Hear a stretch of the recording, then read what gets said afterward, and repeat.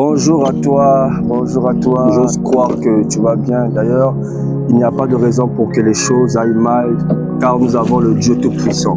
Alors, j'aimerais juste t'exhorter, toi qui as souvent l'habitude de dire l'Éternel, je t'élève, l'Éternel, tu es grand, l'Éternel, tu es puissant, sans pourtant reconnaître au préalable que ce Dieu est grand, sans pourtant reconnaître au fond de ton cœur qu'il est vraiment grand.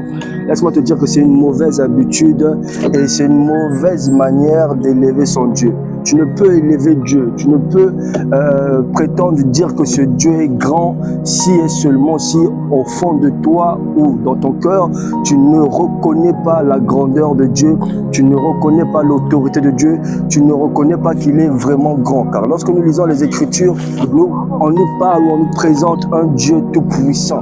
Mais ce n'est pas le fait seulement de dire Seigneur, tu es grand ou encore Seigneur, tu es tout-puissant qu'il va réellement se manifester en tant que tout-puissant, mais c'est avant tout de reconnaître. Il est écrit, si tu crois de ton cœur et si tu confesses de ta bouche, il y a le fait de croire et il y a le fait de confesser.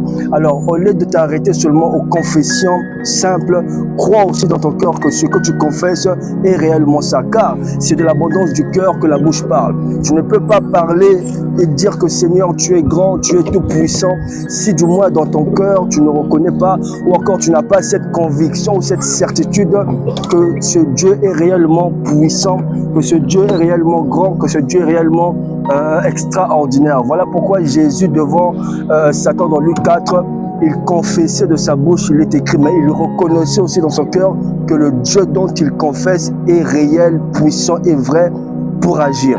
Alors je t'exhorte à compter de ce jour de ne pas seulement confesser, mais d'aussi croire, car c'est le fait de croire dans ton cœur qui te donne à confesser, car c'est de l'abondance du cœur que la bouche parle. Ne perds pas ton temps à dire Seigneur, tu es grand, parce qu'on nous a appris d'accoutumer à le dire, mais au contraire, commence à croire, commence à t'exercer à reconnaître au-dedans de toi que ce Dieu est réellement grand, et ainsi tu verras la grandeur de ce Dieu. Que Dieu te bénisse et que Dieu nous aide à réellement reconnaître dans notre corps qu'il est grand avant de pouvoir confesser quoi que ce soit concernant ce Dieu.